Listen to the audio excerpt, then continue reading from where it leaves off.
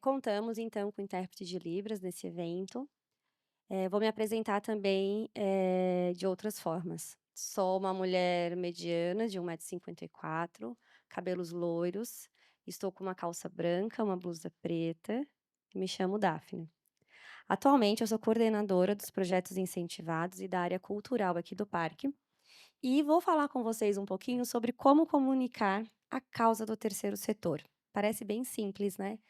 E é tão desafiador a gente comunicar aquilo que a gente acredita, muitas vezes.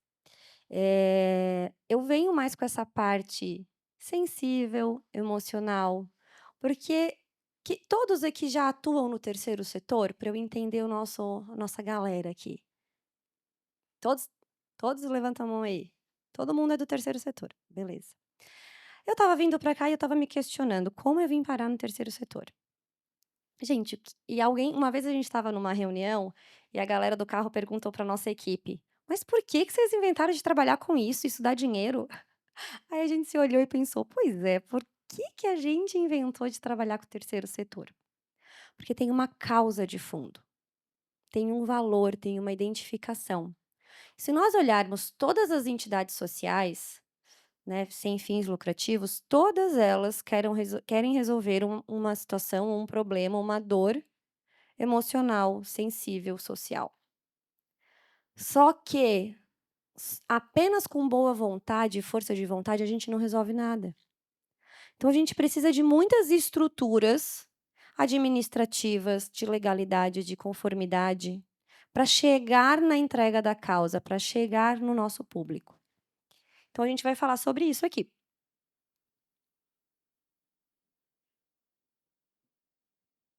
Boa. O que é o terceiro setor e qual a sua relevância? Eh, eu estou nessa área há 15 anos. Muitas coisas se transformaram nesses últimos 15 anos. E quando eu comecei lá no terceiro setor, eles falaram assim: "Quando chegar em 2030, vocês vão perceber quanta coisa mudou". Então o terceiro setor, ele era visto apenas como aquela entidade que fazia assistencialismo. Era esse o compromisso do terceiro setor, das ONGs, das entidades. Só que isso evolui, né. E eu acho que a lei da impermanência é o que a gente precisa trazer para o nosso dia a dia. Isso é impermanente, hoje é, amanhã não é mais. As leis são orgânicas. Imagina a gente seguir uma lei lá de 1900, numa sociedade de 2025. Não vai fazer sentido. Então o terceiro setor, ele precisa caminhar nisso também. E ele se confunde muito, de que por ele ser terceiro setor, voluntariado, eu faço quando dá tempo, eu faço porque eu tenho uma afinidade emocional, ele não precisa de procedimentos e de estrutura administrativa. Então, gente, terceiro setor é uma empresa tal qual uma empresa que visa lucro. A diferença é que após a vírgula ele diz que não pode, ele é sem fins lucrativos, vírgula, não podendo distribuir o seu superávit. Mas ele pode ter superávit. O que ele não pode é distribuir o seu lucro, fazer essa redistribuição. Então a gente vem de uma cultura, de uma educação, de que a associação ela não precisa de estrutura, eu posso só ter os voluntariados, eu não preciso ter uma estrutura estratégica, tudo tem que ser ganhado. E aí é que a gente não consegue evoluir. Por quê? Tudo custa dinheiro, tudo é investimento. Nosso tempo, né, ele é um investimento. Quando a gente trabalha, a gente está vendendo o nosso tempo para entregar uma meta ou serviço para alguém.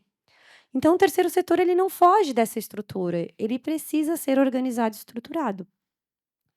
E a relevância social do terceiro setor, eu fui apertada na semana passada numa entrevista.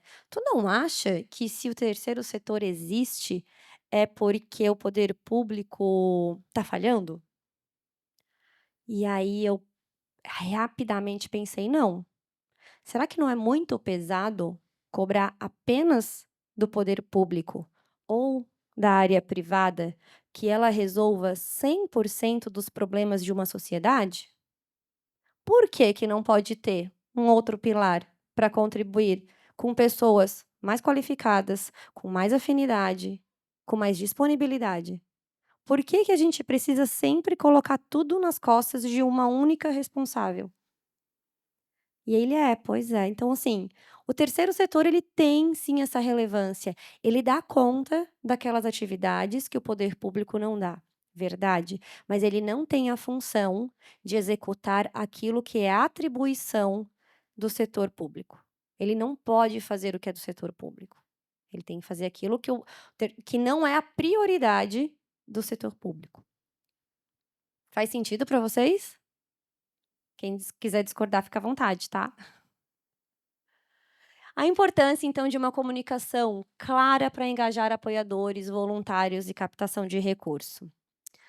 O Beto me corrigiu, que ele gosta de falar mobilização de recursos, e faz muito sentido, porque captar é muito fácil, né, falar e também muito distante, essa captação, parece que eu vou lá, pego e o mobilizar não é só o recurso financeiro, até porque quando a gente está dentro de um conselho municipal, tu mobiliza o recurso financeiro e vários voluntários e pessoas para que aquele recurso financeiro chegue na ponta.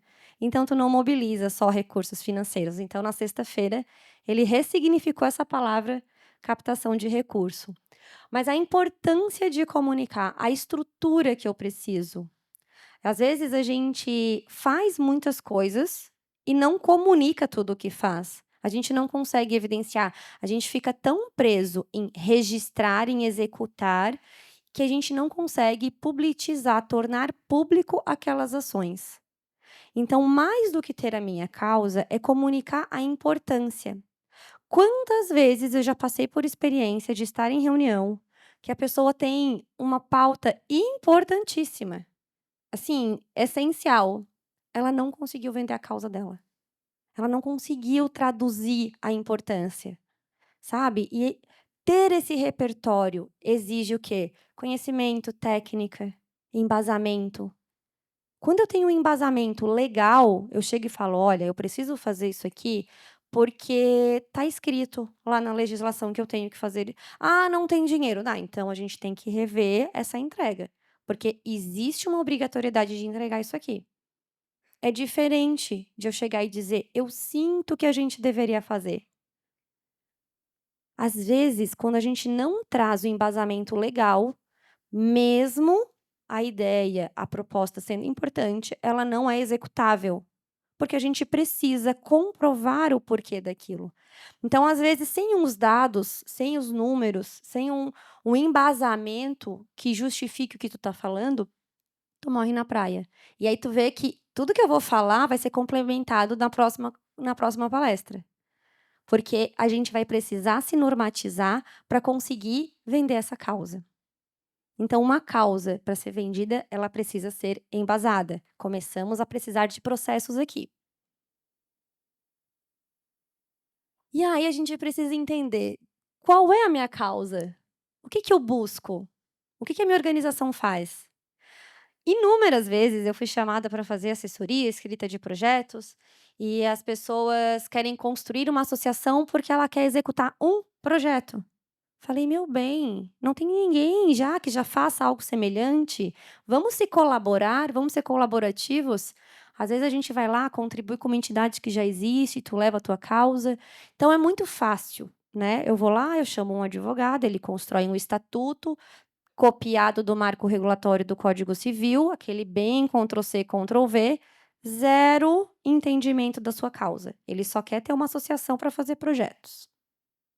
E aí, quando chega na hora de acessar o recurso, acessar o edital, acessar um fundo, o que que eles pedem? "Eu quero o plano de trabalho de vocês e eu quero um relatório de atividades executadas". Aí a pessoa se assusta. "Ai, e agora?". Quando eu não tenho esse porquê, esse pra quê definido, eu já morro na praia aqui. Eu preciso saber qual é a minha causa. Então, aqui começa o planejamento estratégico. Eu quero resolver qual problema? Qual o problema que eu quero resolver dentro dessa organização? Onde que eu quero atender? Quem é o meu público? O que o meu público precisa realmente? Porque a gente, como seres humanos, a gente enxerga o problema com a nossa visão de mundo, com a minha experiência de vida, e eu julgo que aquela pessoa precisa daquela solução. E não é raro de acontecer de eu dar uma solução que a pessoa não precisa.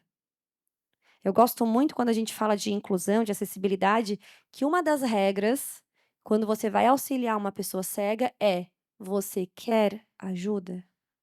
Eu vou encostar agora no seu braço, tudo bem?". Você não chega e pega um cego pela mão e sai carregando ele. E essa experiência eu tenho desde os 9 anos. Meu avô, antes de falecer, ficou 10 anos completamente cego dentro de casa. E para eu caminhar com ele, eu dizia: "Vô, você quer ir para a sala ou para a cozinha? Posso te dar a mão?". Até porque eu era uma criança de 9 anos e ele um senhor de 70 e poucos anos. Então, perguntar, entender a causa é muito importante. E para isso a gente tem ferramentas, graças a Deus. Tem várias ferramentas gratuitas, mas com um profissional, com certeza, a gente vai ter uma otimização dessas ferramentas. Uma da que a gente gosta muito, eu gosto muito de usar, inclusive para a escrita do projeto, é a Golden Circle. O que que a gente faz? Como que a gente faz? E o porquê que a gente faz? Eu sempre converso com a nossa equipe aqui que primeiro a gente sonha alto. A gente vai lá no topo da pirâmide, o que que a gente quer entregar. E depois a gente vai descendo para chegar lá nesse topo, qual é a primeira coisa que se faz? Sonha-se grande e depois tu vai afunilando para o primeiro passinho. Porque a gente não faz nada grande do dia para a noite, não existe. Quando a gente olha para a natureza, uma árvore grande, ela fica anos sendo cultivada para crescer. E a gente tem essa pressa de que o projeto saia correndo. Não existe um projeto ser aplicado em menos de 6 meses. Quando alguém fala que: "Ah, em 1 mês eu te entrego o projeto, em 2 meses tu vai estar executando o projeto", não existe. Não está 100% no controle da pessoa que está fazendo o projeto. Tu vai passar por vários setores, públicos e privados, para ter acesso a esse recurso. Existem muitos trâmites para isso. Então, quando a gente vem aqui avaliar, né, criar esse panorama da entidade, a gente se questiona: "Por que que eu estou fazendo isso?". "Ah, eu estou fazendo isso porque tem muita criança fora da escola". Quantas crianças fora da escola? Eu sou irritante, eu acho que tem pessoas que não gostam de conviver comigo por causa disso. Porque eu pergunto: "Tá, quantas?". "Ai, reclamaram". Quantas reclamaram? Quais são esses números? Por quê? Porque se 50 pessoas falaram daquele assunto, a gente tem um bom número. Agora, se uma pessoa falou, porque, Dafna, mas onde que isso vai ser impactado? Lá na justificativa do projeto, lá na justificativa da tua entidade, lá na justificativa do teu relatório de plano de ação. Então, quando tu te questiona esse porquê, é essa visão que a gente precisa, é para esse lugar que a gente precisa acessar. O que eu estou resolvendo? Quantos números eu estou resolvendo? A causa é sensível? Sim, mas quando tu vai acessar recurso, ela é numérica. Ela é numérica para quem vai aprovar o teu projeto, porque o teu projeto ele tem que ser um custo que atenda um número X de pessoa, ele não pode ser um projeto de 800.000 para atender 20 pessoas, um custo altíssimo. E o próprio patrocinador. Tá, por que que eu vou colocar 400.000 reais no teu projeto, se eu só vou atender nesse projeto 50 pessoas, se lá no projeto do meu amiguinho eu posso botar 250 e eu atendo 500 pessoas? Então a gente precisa começar a pensar como um empresário. Por quê? Porque o terceiro setor é uma empresa. A gente precisa trazer esse procedimento de números. Então, quando a gente usa essa ferramenta, que eu estou abrindo um pouquinho mais, é justamente para tu pensar nessa forma numérica. O que que a gente faz? O como que eu vou chegar nisso? E o porquê que ela é importante. E aí, isso vai gerar o quê? Plano de ação, metodologias, estruturas. A partir daqui, tu vai criar um planejamento. Como começa, quem eu envolvo, quem vai ser meu parceiro. Eu preciso de parceiro. Ontem a gente estava numa reunião aqui, do parque, e a questão era ambiental. E aí, a responsável, que é a Milena, ela trouxe o seguinte: "Ah, eu tenho alguns parceiros dessa área de reciclagem e tal". Então a gente estava olhando para um problema pontual aqui, ela olhou para fora, porque ela viu que o município não tem a rede que a gente precisa para aplicar a metodologia, mas ela já visualizou quais os possíveis, parceiros. Por quê? Porque eu não preciso fazer a minha causa sozinha. Eu posso buscar esse auxílio, né. Tem também a matriz SWOT, o Beto vai falar bastante dela amanhã, né, mas essa é fundamental. Quais são os nossos pontos fortes, os nossos pontos fracos, as nossas oportunidades e as nossas ameaças. Ponto for aí vamos lá, eu olhei para nossa entidade, eu verifiquei o que que eu quero fazer, eu tenho uma justificativa do porquê que essa causa é importante, eu sei onde é que esse público tá, eu sei o que que esse público precisa, agora eu venho para os pontos fortes. O que eu tenho aqui dentro do nosso time que é forte? Beleza, eu não tenho tudo, eu não tenho uma galera de audiovisual boa, eu não tenho uma galera de marketing, isso é voluntariado. Como é que eu tenho um ponto fraco aqui, porque quem comunica sem uma rede social, sem uma estrutura midiática hoje em dia? "Ah, eu não tenho uma parceria com assessoria de comunicação, eu não consigo fazer uma campanha". Opa, tenho um ponto fraco aqui. "Meu caixa tá baixo", tenho um ponto fraco aqui. Então, tudo aquilo que impede a tua organização de crescer, de expandir, de atender melhor o teu público, de ampliar o teu atendimento, ele pode ser um ponto fraco. Então, pode ser material, pode ser de pessoas, pode ser de estrutura. Quais são as oportunidades? Ah, eu tenho esse parceiro. Ah, eu tenho uma empresa que ela pode ser patrocinadora do marketing e a gente entregar como contrapartida a divulgação da marca dela. Todas as artes que a gente fizer, todas as divulgações, eu vou comunicar que essa empresa de marketing, ela é a nossa apoiadora. Como que eu posso fazer do meu problema uma oportunidade? Então tem muitas coisas que às vezes estão disponíveis, que a gente só veja até a página 1, e não pensa que a página 2 está ali do ladinho, só virar. E as ameaças? E para o terceiro setor, eu sempre comento que a nossa maior ameaça é a alteração de legislação. Uma vez nós recebemos aqui uma assessoria, ela fez todo o processo de assessoria, pessoas muito qualificadas, muito, mas especializadas no segundo setor, perdão, no primeiro setor. E para nós, do terceiro setor, uma grande dificuldade é encontrar especialistas que entendam do terceiro setor, que façam esses atravessamentos legais e de conformidade.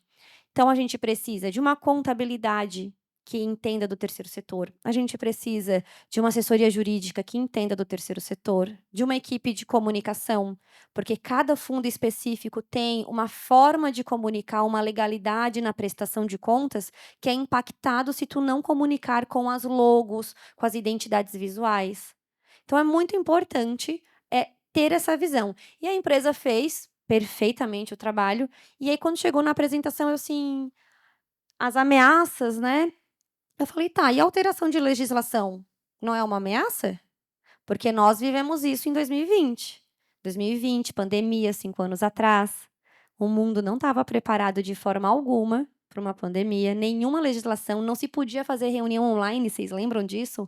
Todo mundo teve que alterar estatuto correndo, fazer ata e registrar que podia fazer uma reunião online que ela teria validade, porque a gente não sabia nem como executar isso. E aí eles falaram: "Ah, a gente não colocou". Eu assim: "Pois é, mas a gente viveu isso aqui. A gente tinha um projeto cultural, de repente a legislação de cultura muda e o parque não podia mais propor projeto com a constituição estatutária que existia. Corre, faz alteração estatutária, passa num cartório, volta, 60 dias, prazo do ministério, corre para cá, corre para lá. 1 ano e meio para um projeto ser aprovado. 1 ano e meio. Ma É ou não é uma ameaça? Então, cada causa vai ter a sua ameaça. Quais são as ameaças quando eu trabalho com infância, com idoso, com esporte, com cultura? Por isso que é importante essa conversa dentro da instituição. Então essa ferramenta aqui é fantástica. Tem o design também, design think. Ai gente, eu não gosto muito desse think, mas tem que falar, né. Então que é entender a dor do público. Olha só, comecei com uma primeira ferramenta que era entender a minha causa, o do porquê que é importante. Depois eu pego essa causa e aplico a SWOT. Vamos entender ponto fraco, ponto forte, ameaça. E depois eu venho olhando para o público. Aqui é para realmente saber qual é a dor do teu público. Será que o que eu tenho de proposta para resolver o problema que eu identifiquei é o que o público precisa?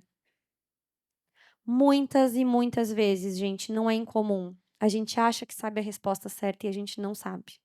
Aqui é o momento que a gente escuta o nosso público.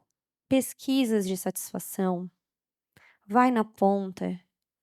O que que ele pensa? O que que ele sente? O que que ele conhece? Quando a gente trabalha com um público, por exemplo, de vulnerabilidade extrema, a dificuldade, às vezes, é evitar uma intoxicação alimentar, para não usar o mesmo recipiente da boa para guardar alimento. Quem já viveu essa experiência? Já viu? O básico da higiene. Então, às vezes tu chegar para o teu público, tu preparar um projeto, tu estar pronto para receber ele, né, a tua entidade fez toda a organização, só que o teu público não entende nem o que você fala, para ele está muito distante ainda. Então essa ferramenta ela nos aproxima desse nosso público, sabe. Ele vai te dar um panorama, né. O que que eu principalmente essa fase de pesquisa aqui, ó, eu entender a partir do momento que eu sei o que ele precisa, eu começo a verificar a idealização, eu posso prototipar, que é o teste. A gente tem uma percepção, uma intenção, né, fiz o projeto, vai ser sucesso. Nosso primeiro projeto é sempre um protótipo, é sempre uma validação. Por isso, e a gente já aprendeu errando, né, que a gente começa um projeto pequeno. A gente não começa um projeto para atender 100, 300. Hoje em dia, quando eu recebo uma demanda: "Dafne, eu quero fazer um projeto", primeira vez. "Ah, eu quero atender 100 crianças". Não, não faço. Tu nunca fez. Como é que tu vai dar conta de 100 crianças? Tu não sabe se a tua estrutura, se a tua equipe vai rodar e vai funcionar e vai atender. Então, prototipar, começar pequeno, né. Primeiro, vai ter um custo menor, tu não vai passar por tanto trabalho para captar o recurso. E segundo, tu vai validar se realmente essa ideia funciona, porque o papel aceita tudo. Lá é muito lindo. Eu já vivi as técnicas, às vezes isoladas, mas quando tu junta, nem sempre ele funciona como o papel te promete. Então prototipar é uma excelente alternativa, né. Depois é escolher, implementar e aprender a aprender sempre, né. Então fazer esse monitoramento durante o processo vai te poupar um pouco de dor de cabeça aí. Então eu acho que essa ferramenta, ela não é complexa de ser aplicada, mas, reforço, sempre muito importante um profissional com experiência, tá. Porque às vezes o nosso entendimento, ele vai só até a página 2, e é uma técnica que bastante estudada. Missão, visão e valores é bem conhecida, né, eu acho que tudo quanto é lugar que a gente chega tem lá uma plaquinha de missão, visão e valores. Mas a técnica para chegar aqui é profunda. Primeiro que a missão, ela vai ser aquilo que vai estar no teu estatuto, com uma escrita robusta, atendendo conformidade, legalidade, mas ela começa aqui. Então percebe que a gente sempre faz o caminho inverso? Pelo menos todas as entidades que eu tive o prazer de trabalhar. Primeiro ela cria o estatuto, depois ela pensa qual é a missão, a visão e valores que ela vai publicizar. Ela não começa com esse estudo aqui. Por quê? A visão é como ela se visualiza, como ela vai estar lá no futuro. Então aqui a gente está falando de planejamento estratégico. Se lá no meu estatuto ele não está previsto que daqui 5, 10 anos eu vou construir um centro de qualquer atividade que eu trabalhe, né, que seja a minha função, como é que o meu estatuto vai acessar recurso no futuro? Quais são os meus valores? Parece tão simples, né, os valores, Mas quais são os tipos de profissionais que eu vou atrair para contratar? Quem são os meus parceiros, os meus fornecedores? Quais são esses valores? Nós trabalhamos por afinidade de valores. O que mais causa desconforto nas convivências são: eu tenho um valor pessoal, você tem o seu e a gente discorda e muitas vezes a gente não consegue chegar num ponto de equilíbrio. O meu valor eu não é meu valor, tá, vou falar que é o valor da minha equipe então. O valor da minha equipe é pontualidade, mas o meu valor não é pontualidade. Aqui a gente já tem um desacordo. Eu vou incomodar pessoas da equipe que são pontuais. Porque para mim, talvez, a pontualidade não é prioridade. Para outras pessoas, o valor é seguir aquele planejamento mais inflexível. Para mim, eu já sou um pouco mais flexível. Eu consigo fazer a leitura do ambiente e pensar: o cerimonial que eu trouxe ficou muito chato. Acho que as pessoas não vão querer que eu leia todo o cerimonial. Vou encurtar ele aqui. Eu faço uma leitura do ambiente, mas para alguém que desenhou o cerimonial ficou: "Poxa, ela não leu o cerimonial todo que eu fiz para ela". E aí a gente tem um desalinhamento de valores. Então ele é profundo, se a gente for aplicar. Agora se ele for servir só para colocar lá na plaquinha, para ser bonitinho no nosso site, no nosso Instagram, tudo certo. Se eu usar essa ferramenta aqui simples, ela é super poderosa para direcionar o teu estatuto, porque tu envolve todas as pessoas que vão trabalhar e que vão executar. Como estamos de tempo? Que horas são? Obrigada. Vocês vão me alertando, gente, que vocês têm que tomar um cafezinho, né, pra gente ficar bem feliz. Então vamos lá, estratégias para comunicar a minha causa.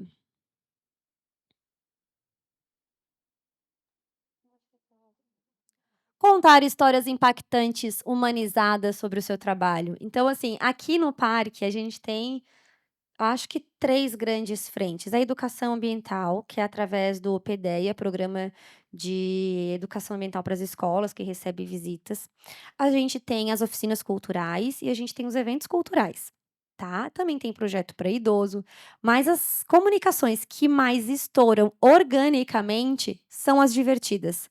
São aquelas que têm pessoas contando história, pessoas representando. Essa entrega, ela engaja. Não sei se vocês observaram, mas tem um vídeo ali no foyer rodando, que são as crianças agradecendo ao projeto. Ele tem um alcance fantástico. Então são pequenas ações, mas que trazem pessoas. A gente está muito cansado de ver texto, de ver imagem, de ver coisas sem sentimento e emoção.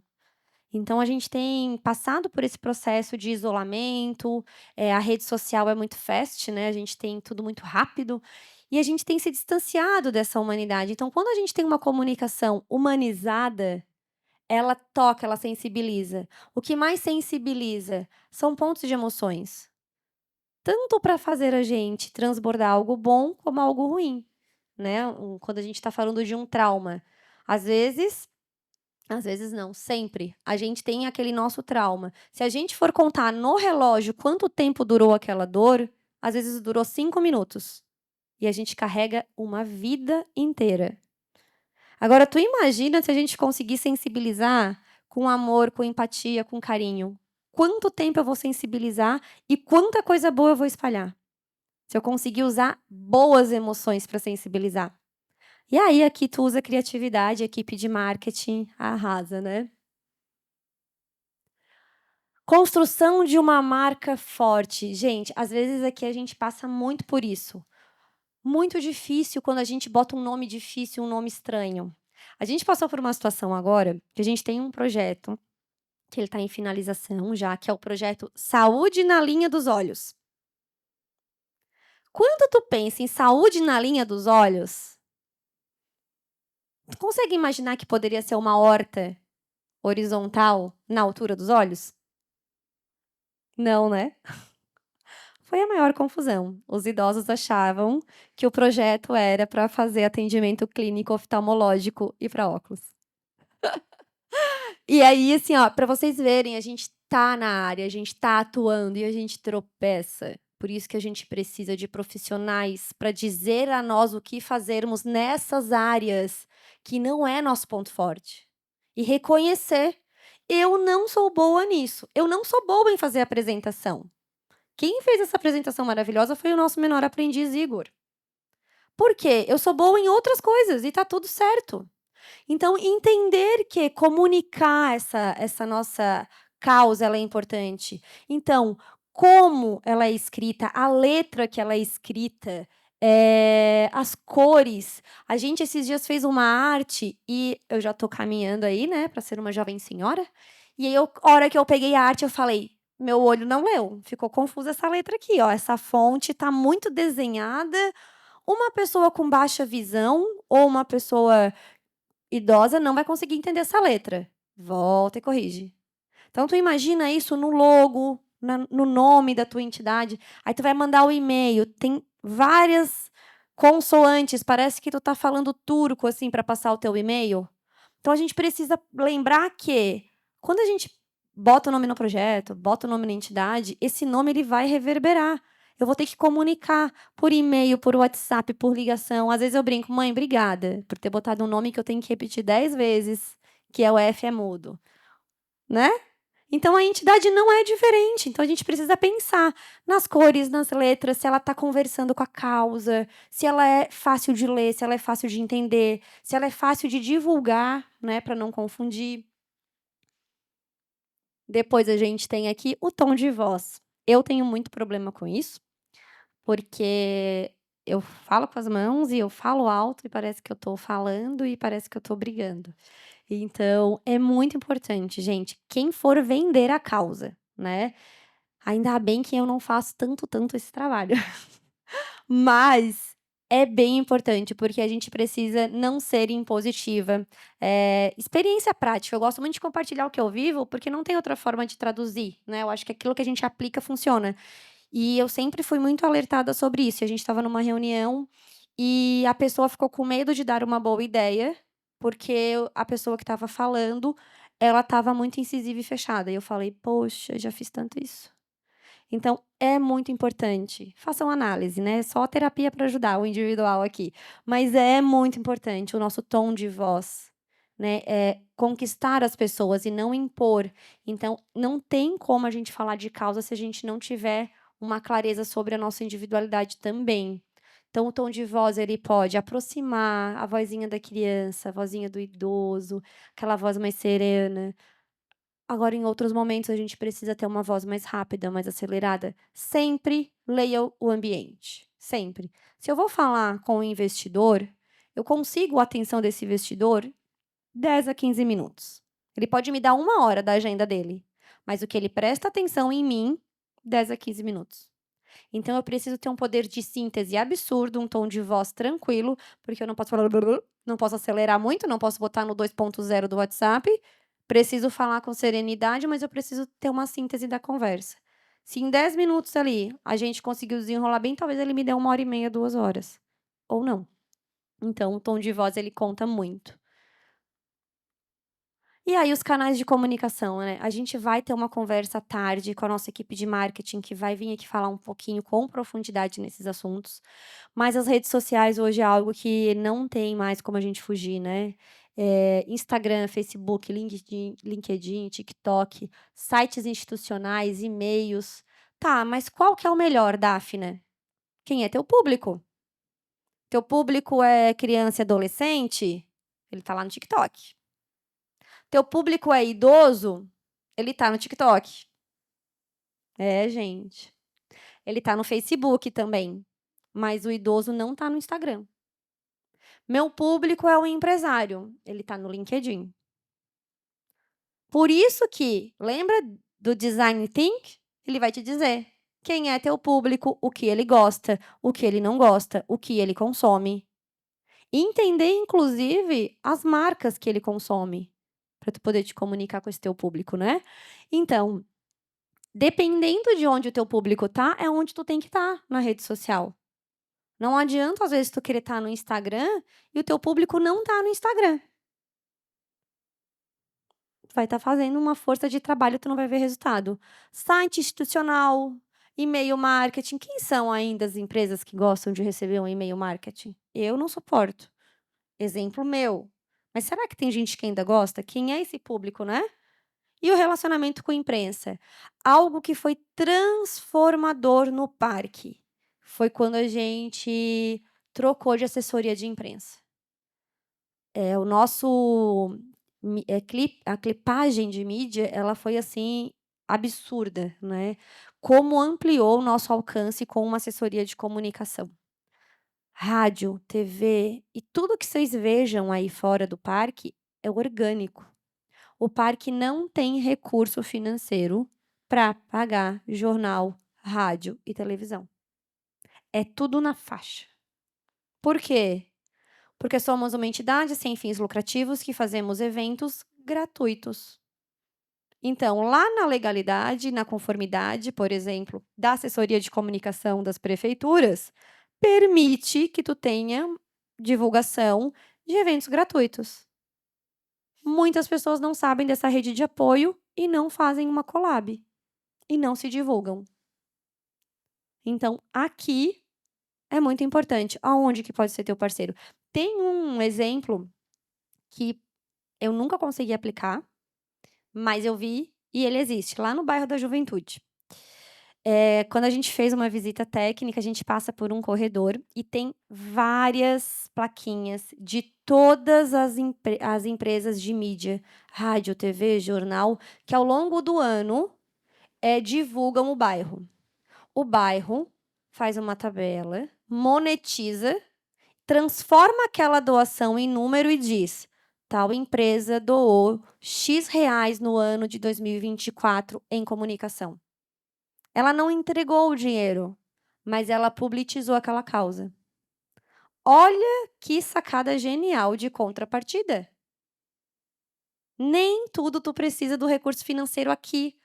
É muito mais sobre relacionamento com pessoas e com organizações, vendendo a causa. Por que será que a TV foi lá e fez a divulgação de graça? Porque ela é boazinha? Porque ela viu que aquela causa é importante. Ela viu que aquela causa, ela tem impacto, ela tem alcance. E aí ela quer fazer parte disso. Então, percebam que a gente está falando o tempo todo de coisas emocionais, mas sempre tem a lógica do lado. Ela está sempre caminhando junto. Vamos lá. Eu estou fazendo errado e acho ruim ainda o controle, eu tenho que virar para cá. Então, ferramentas para potencializar a comunicação. Aqui são alguns exemplos, né, de ferramentas. O Canva. Gente, o Canva faz coisas incríveis. Agora com a inteligência artificial também, né. Então, cria apresentação, vídeo, posts, relatórios, tem várias coisas, assim, ó. Uma ferramenta que é gratuita, ela já atende muitas demandas. Apresentações mais ativas, mais dinâmicas, ela te envolve mais, ela te engaja mais. Na neurociências, eles trazem o conhecimento de que quando o template ele muda com mais frequência, o teu cérebro ele não cai nessa dormência. Ele acaba ficando um pouquinho mais atento, porque ele vai mudando de cenário. Por isso que as crianças ficam tão viciadas nos joguinhos, porque lá o template dos games duram em torno de 1 a 3 segundos. Então é aquela novidade, o cérebro está sempre parando para reaprender. Então, numa apresentação, ela é interessante, ela impacta. O que eu percebo?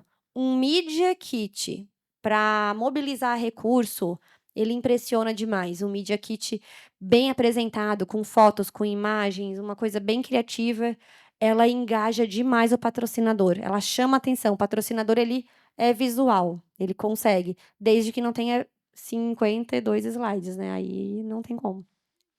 Tem o Google Analytics, então aqui, né, ontem eu recebi uma mensagem do nosso marketing que está nos Estados Unidos, ele falou: "Daphne, eu ainda estou recebendo avaliação de satisfação do Google".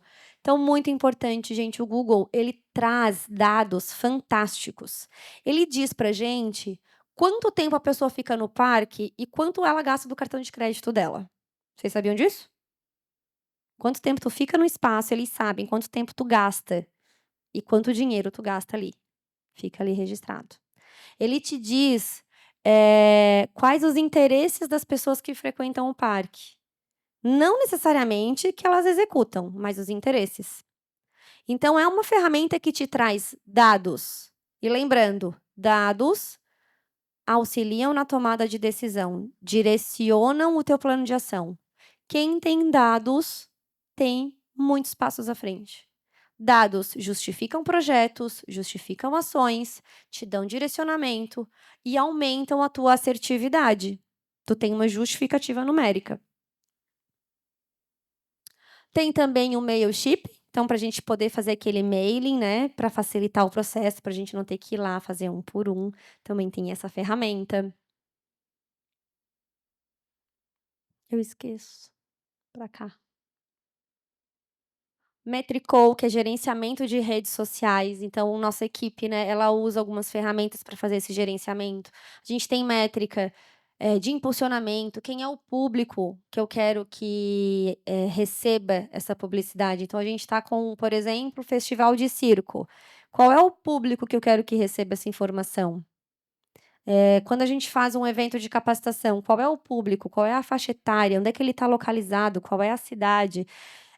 Como dar respostas, né, como manter esse engajamento na rede social. Então, quando a gente tem uma rede social, ali é uma construção de relacionamento. Então, quando tu faz um contato e tu não recebe uma resposta, tu te frustra, tu te sente ignorado e rejeitado. Então essas ferramentas, elas vêm para auxiliar esse processo, né, de fortalecer, de manter esse relacionamento. E otimizar o tempo do pessoal também, para a gente não ter uma equipe gigantesca cuidando de uma rede social. Trello, eu amo, não posso mais usar, mas eu amo. O Trello é um gerenciador de tarefas, de planejamento de projetos. Então lá ele te coloca o que fazer, quem vai fazer, se está feito, o que está em espera. Tu consegue distribuir, colocar time dentro desse sistema. Então, tu cria quadros. Dentro de cada quadro, tu pode dar um nome do projeto que tu queres e ali distribuir tarefa e monitorar. Tu consegue saber quanto tempo uma tarefa leva mais tempo para ser executada ou não. Basicamente, eles pegaram o 5W2H, não sei se todos conhecem essa ferramenta, o que fazer, como fazer, quem vai fazer, quanto que vai custar, transformaram em um sistema e esse sistema te dá números e tu consegue acompanhar e monitorar. O maior desafio de uma gestão e de uma liderança, na minha percepção, é o monitoramento. Porque delegar é muito fácil. O A faz, o B faz, o C faz. Passou uma semana, daí, foi feito ou não foi feito? Ai, tal tarefa não foi me entregue. Aqui não tem. Ele vai te mandar um e-mail, sua tarefa vence hoje, igual boleto, tá? Então eu acho fantástico. Atualmente a gente usa o Planner, porque o Parque ele usa toda a estrutura do Microsoft. Não desejo para ninguém, que Não, gente, quem inventou o Microsoft, olha, é um sistema mais pesado. Tu manda link, às vezes não roda em qualquer computador, qualquer celular. Então, assim, não é o meu preferido. Mas me adapto, já usamos ele há mais de 2 anos, entrega muita coisa também, mas eu acho o Trello intuitivo. Tem o Monday também, tem um outro, né?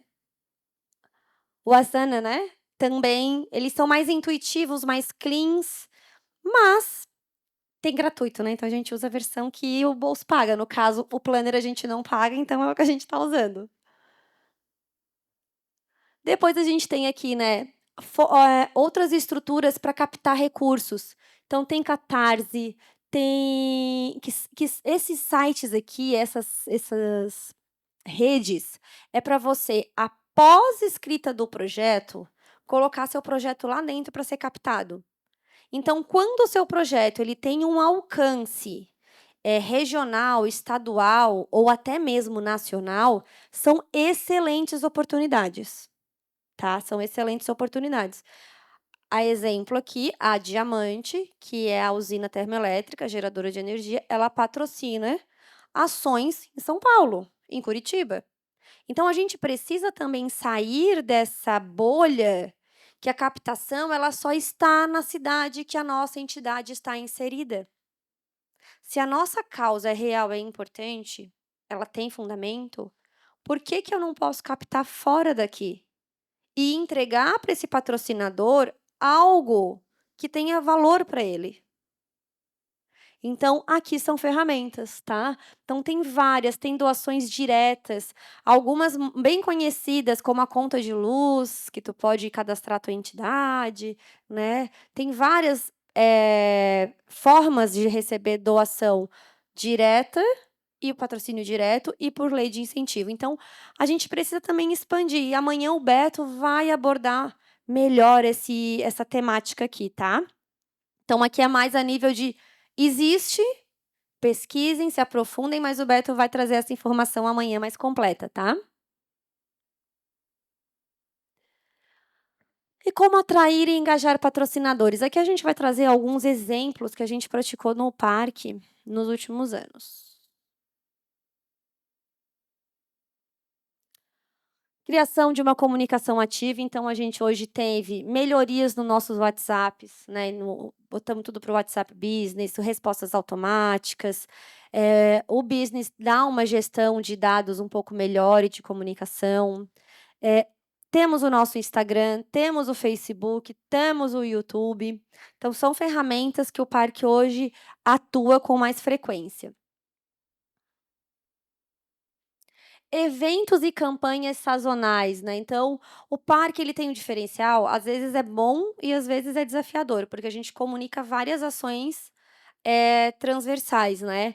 Então, eventos, desde música clássica, infantil, de circo, de rock, eventos de bem-estar, de saúde, eventos de meio ambiente, de sensibilização ao meio ambiente, são eventos pontuais, eventos esportivos.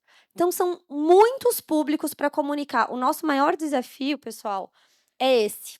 A gente atende de 2 a 100 anos. Então, às vezes é muito comum: "Poxa, não fiquei sabendo do evento, quando eu vi já tinha passado". É o que a gente escuta muito. A gente tem buscado trabalhar demais para reverter essa situação, né. A gente usa carro de som, a gente usa as rádios, usa TV, já pensamos em voltar para o flyer, para os folders, para A3 e divulgar nos bairros, mas ainda assim é muito desafiador. Por quê? Porque o meu público é de 0 a 100. Eu tenho público no Instagram, no Facebook, no TikTok e eu tenho um público que só usa o WhatsApp. E eu tenho um público que não usa nada disso.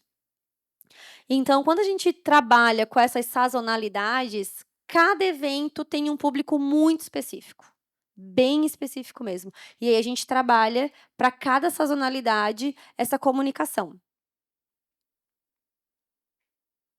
Programas de voluntariado, né, estruturado. Então aqui, a gente tem aqui o programa de educação ambiental. São ações de doação de muda, além da educação, além de receber os alunos aqui no parque, de fazer toda a educação sobre a flora, a fauna, sobre como o parque foi constituído. Teve um dia que nós estávamos ouvindo e uma pessoa falou: "Nossa, eu não sabia que o parque era uma bacia de rejeitos de carvão e de como ele nasce", né. Então tem toda essa educação, todo esse voluntariado. Tem apresentações onde os alunos participam como competidores, né, então eles vão para competições nacionais e internacionais. Então esses programas, eles têm uma visibilidade. Nesse momento, o nosso patrocinador ganha destaque. Então é nesses momentos que a gente aproveita e faz essa divulgação de como eles chegaram lá. Tá? Então são várias ações microações que vão contribuindo, né, ao longo do ano. Aqui a gente tem o Mulheres Empreendedoras, que foi um projeto, entre a Diamante e o poder público, o Senac, assistência social do município, onde atendeu mulheres em situação de vulnerabilidade. Então, tem premiações de dança, tem premiações de gestão. Então a gente vai construindo e divulgando essas ações. Transparência na prestação de conta. Aqui o time trabalha. Porque primeiro a gente vai lá, tem o estatuto que nos orienta, a gente escreve o projeto. Quando esse projeto é aprovado, ele vai para execução, o time jurídico fica em cima. Tu prometeu X, entrega. Então, durante a execução, todo o procedimento é monitorado. O monitoramento acontece mensal e trimestralmente. Mensalmente, os relatórios são avaliados para ver o quão perto e o quão longe eu estou de entregar a meta. Graças a Deus, a meta da cultura a gente já bateu ano passado, né, galera? E tudo isso vai, né, para os órgãos competentes que fazem essa fiscalização e esse acompanhamento. Então, além da nossa responsabilidade com o poder público, tem com o patrocinador. Então, o patrocinador mensalmente recebe os nossos resultados. Para ele é importante saber onde o recurso dele está sendo investido. Então, quando a gente faz essa execução, ela já é pensada para mostrar para alguém. E a gente tem alguns alguéns aqui dentro. Então, tem a nossa patrocinadora, tem um fundo específico, dependendo do projeto. Opa! Uma outra possibilidade também são as gamificações e recompensas, né. Então aqui a gente tem aqui a gente tem uma premiação que a Diamante recebeu, no caso, por apoiar projetos incentivados. A gente tem aqui uma ação, de meio ambiente, onde a gente recebeu um evento internacional de basquete e os jogadores fizeram um plantio de árvores. Então eles recebem pontos, eles recebem, recompensas, eles recebem essa gratificação, né. E isso é muito interessante, a gamificação, quando, dependendo da entidade, né, ela funciona muito bem. Então, fez X doações, ele vai ganhar uma premiação. Quando a gente faz, por exemplo, um plano de mobilização de recurso, captação de recurso, a pessoa que doou R$ 20.000, ela ganha um benefício. A pessoa que doou 500.000, 1.000.000, o que ela vai ganhar? Né, então, ela vai ganhar uma apresentação dos nossos alunos, ou ela vai ganhar só uma sapatilhinha enfeitada, bonitinha, para ela deixar lá, na estante dela. Então, esse gamificar, inclusive, qual é a recompensa que eu vou dar para o patrocinador. Lembrando, o ser humano, ele gosta de recompensa, ele funciona bem com recompensa, né. Às vezes, o próprio elogio para ele é muito significativo. Foi lá na TV e mencionou que aquele evento foi patrocinado por aquela empresa. Então, a importância desse planejamento estratégico. Toda ação passa por um planejamento. Quando a gente não tem esse planejamento, a gente fica apagando incêndio dentro da entidade. A gente fica só resolvendo problemas dentro da entidade. O planejamento, ele serve para nos dar essa direção, para avaliar o risco e para minimizar os problemas. Minimizar tudo que pode ser, um fator que atrapalha a tua execução. Então tem várias formas, né, a gente usa muito essa questão dos KPIs, nosso presidente adora essa palavra, que é colocar indicadores. Quantos alunos a gente vai ter dentro das oficinas? Quantos eventos eu vou ter ao ano? Qual é a minha meta de público? Qual é a minha meta financeira? Quantos que eu posso gastar dentro desse ano? Voltamos muito para o número. Então ter, ferramentas que te auxiliem nesse planejamento vai te minimizar e vai te trazer mais efetividade. Na área de gestão, a gente sempre menciona que 70% do teu tempo é dedicado a planejamento e 30% para execução. Então, às vezes a gente pensa: "Ai, mais uma reunião, mais um planejamento", quanto mais eu planejo, mais rápida vai ser minha execução, porque eu vou prever, me antecipar aos fatos, né, e antecipar situações que podem me tirar lá de atingir a minha meta, meu objetivo final. Então a gente tem uma ferramenta bem fácil, que é a Smart, que é construir a tua meta, tá. Então, o que você quer fazer, como que você vai saber que alcançou a meta? Eu quero ter oficinas culturais. Como que eu sei que eu alcancei a meta? Quando eu abrir 3 turmas? Quando eu tiver 500 alunos? Está ao teu alcance? Será que está ao meu alcance eu ter 500 alunos e eu ter 5 turmas? Eu tenho espaço físico para isso? Eu tenho funcionário para isso? Eu tenho recurso financeiro para isso? Ela é possível? Ela é tangível? Essa meta, ela é executável? O que mais frustra o ser humano ele criou uma meta e ele não conseguiu cumprir. Ele se frustra, ele se sente incapaz. Isso abala o teu emocional, porque às vezes tu bota uma meta e um prazo que não é viável. Eu quero aqui a gente tem uma pessoa na equipe que ela tem meta de exercício. E aí ela colocou uma meta de exercício ano passado, e foi chegando o final da meta, final do ano, e ela não estava batendo a meta. Aquilo começou a causar uma ansiedade nela, porque ela queria e só que não cabia no calendário, não ia caber. E ela começou a ter uma ansiedade, porque ela tinha que fazer. Então, será que o que eu quero é para esse prazo? É um dos maiores erros que a gente faz. É botar um prazo não congruente para a quantidade de coisas que eu quero alcançar. Ela vai impactar esse negócio? Essa meta ela vai ter um impacto? Qual o impacto? Ah, eu vou reduzir R$ 200 do cafezinho. No mês ou no ano? Ah, no ano. Vale tanto esforço? Porque às vezes a economia não é inteligente. Então, voltamos para os números, né? E quando que você quer atingir essa meta? Então ela é palpável, ela é viável, às vezes a gente quer, ai, gente, meu sonho era trazer camerata aqui. Quando? Mês que vem. Possível? Não, não é possível. Eu tenho que contratar um gerador, eu tenho que contratar uma estrutura de som, de iluminação, eu tenho que contratar uma estrutura de palco, de pavilhão, de banheiros, de segurança, de alvará. Eu consigo tirar um alvará em 30 dias para um evento de grande porte? Não. Eu tenho que contratar a empresa de estrutura, eu tenho que fazer contrato, eu tenho que fazer 3 orçamentos, eu tenho que fazer um PPCI, que é um programa de prevenção a incêndio, entende? Então, às vezes, o que eu quero não é que tá errado, ele só não cabe. E quando tu usa essa técnica de se questionar, tu já economiza tempo e tu consegue visualizar quando que tu vai executar. E quando tu apresenta isso para alguém, vai melhorar. Porque muitas vezes a gente pensa em 2, 3 cabeças, a gente leva para uma quarta cabeça aqui no parque, ela me pergunta: "Tu viu isso aqui?" Aí eu falo, depois de ter visto 10 vezes: "Não." Porque aquela pessoa tá limpa, tá com a visão limpa.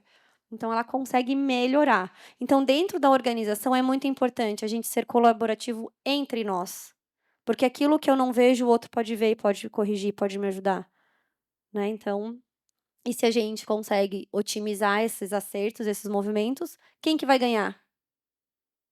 A entidade, o nosso público, né. Então, o que a minha entidade pode melhorar na comunicação? Pergunta para vocês agora, como as entidades em que vocês estão podem melhorar a comunicação? Como que pode tornar ela mais visível? Saiu algum insight após essa conversa? Alguém conseguiu visualizar alguma melhoria para sua entidade? Sim ou não? Ai, por favor, senão eu vou me jogar desse negócio aqui, ó. Mas vocês conseguem ver lá na prática da vida de vocês, da entidade de vocês, que dá para melhorar? Aqui eu vejo o tempo todo, né. Conversando com vocês aqui, eu já estou visualizando coisas que a gente pode melhorar. Então essa é a proposta de todo o evento. O tempo inteiro pensem nos lugares que vocês atuam. Como isso aqui pode ser aplicado lá onde vocês estão, tá? Não tem uma verdade absoluta, isso funciona agora, pode ser que não funcione para sempre, mas eu garanto para vocês que isso aqui é muita ferramenta, é muita coisa que resolve. Atualmente, resolve muita coisa, tá? Que horas temos? Então a gente vai fazer uma pausa. Não sei se vocês querem fazer perguntas agora, se vocês têm alguma dúvida, alguma pergunta, ou se vocês topam tomar um cafezinho. Topam tomar um cafezinho? Então vamos fazer um break, vamos lá conversar, relaxar, esticar as pernas e voltamos às 10 horas com o nosso grupo jurídico aqui, que aí vai estar falando como aplicar toda essa conformidade e essa legalidade, tá bom? Obrigada, gente.